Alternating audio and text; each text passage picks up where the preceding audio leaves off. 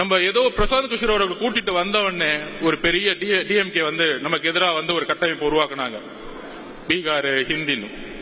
இப்ப திமுக என்ன பண்ணிருக்காங்கன்னா, ஒரு பெரிய நிறுவனம் இருக்கு பெண்ணுன்னு சொல்லிட்டு தன்னுடைய மருமகனை வச்சு நடத்திட்டு இருக்காங்க.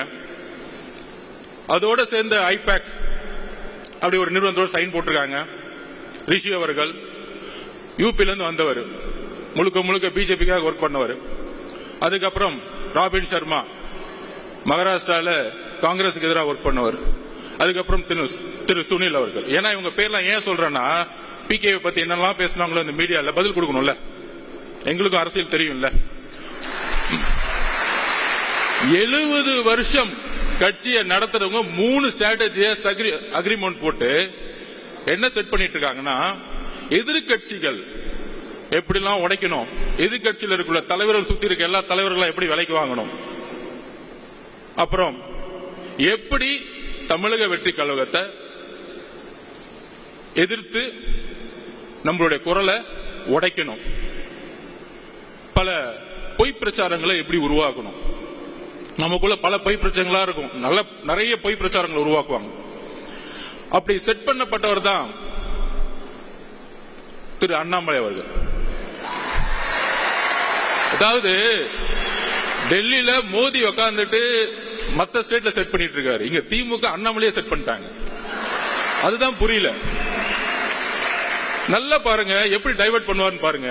அதான் நான் சொன்னேன், இங்க தலைவர் புலி மாதிரி அமைதியா இருக்கும்போது திடீர்னு ஒரு ஆடு வந்து சம்பந்தமே இல்லாம எங்களுடைய குறிக்கோள் ஒட்டுமொத்த திமுகவை நாங்க வந்து கேள்வி கேட்டு மக்களுடைய பிரச்சனைகள் குரல் கொடுக்கிறதுக்கு நாங்க பிரச்சாரத்தை உருவாக்கிட்டு இருக்கோம். சம்பந்தமே இல்லாம வந்து எங்க தலைவரை பார்த்து, அது ஒரு தொழில், என்னுடைய தொழில், பெண்ணை கேவலமாக பேசக்கூடிய ஒரு தலைவரை பிஜேபி வந்து வச்சிருக்கும் போதே முடிவாயிருச்சு அந்த கட்சி எந்த அளவுக்கு இருக்கு. அக்கா தமிழிசை சவுந்தரராஜன், வானதி அக்காக்கெல்லாம் தெரியும் இந்த தலைவரை பத்தி. எந்த அளவிற்கு திமுகவிற்காக நம்ம அண்ணா யூனிவர்சிட்டி பிரச்சனையை கையில் எடுக்கும் பொழுது, மக்கள் எல்லாம் அந்த பிரச்சனை குரல் கொடுக்கும் பொழுது, எங்கே சார் அங்க பிரச்சனை கொடுக்கும் போது திடீர்னு சட்டையை கழித்து சாட்டை அடிச்சுக்கிறது. என்ன அரசியல் பண்றீங்க? யாருக்காக இந்த அரசியல்? பாவம் மோடி அவர்கள் டெல்லியில உட்கார்ந்து நமக்காக ஒரு பையன் சாட்டை அடிச்சிட்டு இருக்கான், நமக்காக ஒரு பையன் கத்திக்கிட்டு இருக்கான், நமக்காக ஒரு பையன் வேலை செஞ்சுட்டு இருக்கான் நினைக்கும் போது அங்கதான் பிரச்சனை இருக்கு. இந்த ஸ்ட்ராட்டஜிஸ் எல்லாம் வந்திருக்காங்களே, அப்பயே கரெக்ட் பண்ணி முடிச்சிட்டாங்க பிஜேபியில. யார தலைவரே கரெக்ட் பண்ணிட்டாங்க. இனி வரும் காலங்களில் எங்கள் தலைவரையும் கட்சியும் தொட்டால் உங்களுடைய உண்மையை தூக்கி எறிவோம் மக்கள் மத்தியில். எழுதி கொள்ளுங்கள். எங்க மேல நீங்க எதுவும் சொல்ல முடியாது. நாங்க ஒண்ணு 10 வருஷம் ஆட்சியில இல்ல, ஊழல் பண்ணல, ஊழல் பண்ண பணத்தை போய் லண்டன்ல வச்சு கொண்டாடல. நாங்க தெளிவா இருக்கிறோம்.